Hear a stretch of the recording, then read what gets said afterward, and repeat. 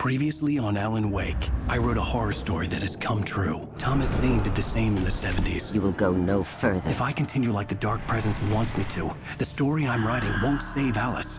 It's a horror story. No one will survive. You knew Zane! Thomas Zane! You're the Lady of the Light in the song! He left something behind to help me.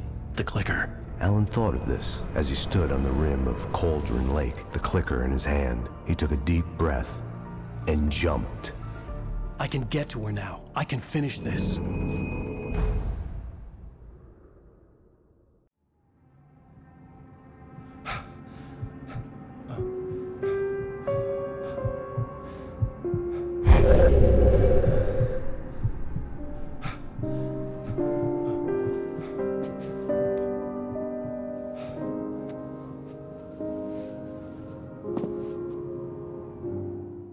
I had a hangover. My head was about to explode and the light hurt my eyes. I needed my sunglasses and painkillers to dull the pain. In one of my finer moments of self-deception, I swore to quit drinking.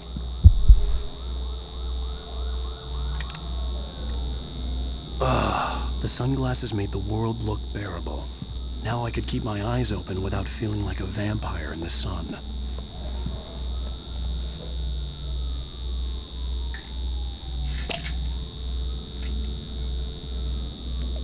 The pills worked fast. The prospect of being awake started to seem bearable again. There was a message waiting for me on the machine. You have one new message. Ow! Are you still asleep? Wakey, wakey! You should have your show on your... Ladies and gentlemen, welcome back to the Harry Gallic Show. Thank you. Hey, honey. Did you watch the show? I didn't say anything stupid if that's what you want to know. Okay, Grumpy. You want an aspirin or something? Are you going to start with me about drinking now? You know what? Go back to sleep, Alan. Go buy it. What? Now you can't even talk to me? Well, this morning I was angry because you said you'd be home at midnight and you showed up at 7 a.m. and passed out in mid-sentence. Now I'm over it. Are you angry? This goddamn tour. It's gotten out of hand. Oh, honey. It's almost over, right? We can get back to normal. Then you can start writing again. I'm sorry, honey. Alan, you're not thinking straight. Just take a shower and go back to bed, huh? Yeah, you're right, honey. I'm sorry. Once this is over, let's go away together. A vacation. Just you and me. Some peace and quiet.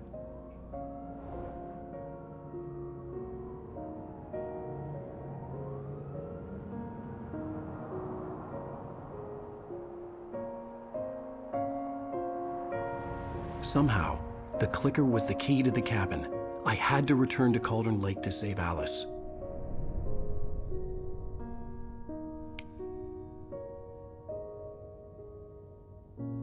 I'm going back to the lake to finish this. I'm going to write an ending to the story in the manuscript on my own terms, to make it all right. Why can't you just write it here? The last page is still in the typewriter. I need to read it first. Everything needs to be just right. Zane tried to cut some corners, and it didn't end well. Okay, ready when you are. I'm sorry, Sarah, but I need to do this alone. Barry, take her gun. Miss Weaver, close the door when I leave.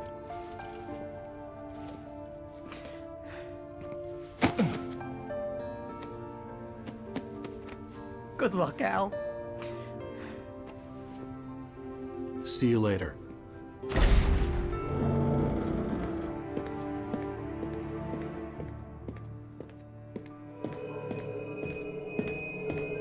When I got out, it was warm and sunny. I'd flicked the switch of the clicker. Had it done this? I didn't stop to question it. I had to take advantage of the sunlight to get to the lake. On Zane's page, I'd stood on the rim of Cauldron Lake, about to use the clicker. That's where I was headed.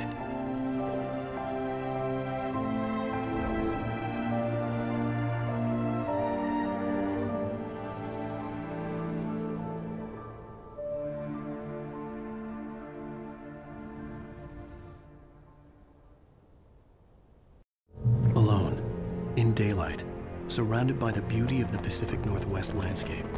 It was hard not to let doubt creep in one last time. I could still chalk everything up to a dream, a delusion. I had enough imagination to make up something like this, having been in the cabin all this time, trapped in a story inside my head, gone mad from grief over Alice's death like Hartman had claimed. There would be no way of knowing. I told myself it didn't really matter. My course was set.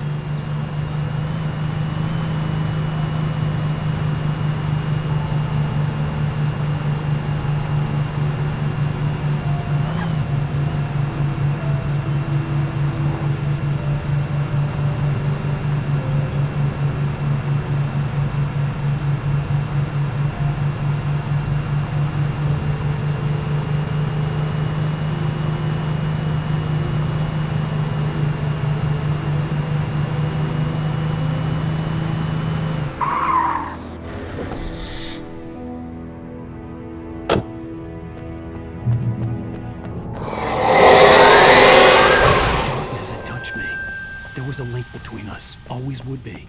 I could feel its presence again, getting closer. I will kill your wife.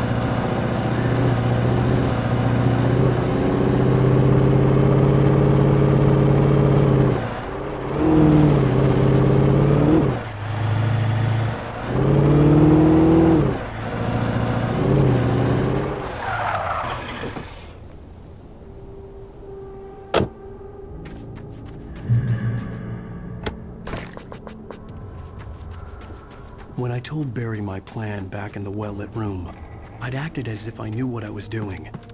I didn't. I was operating on the shifting logic of a dream.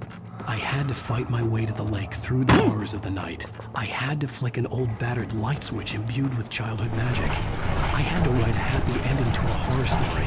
I had to save my wife from the dark prison she was being held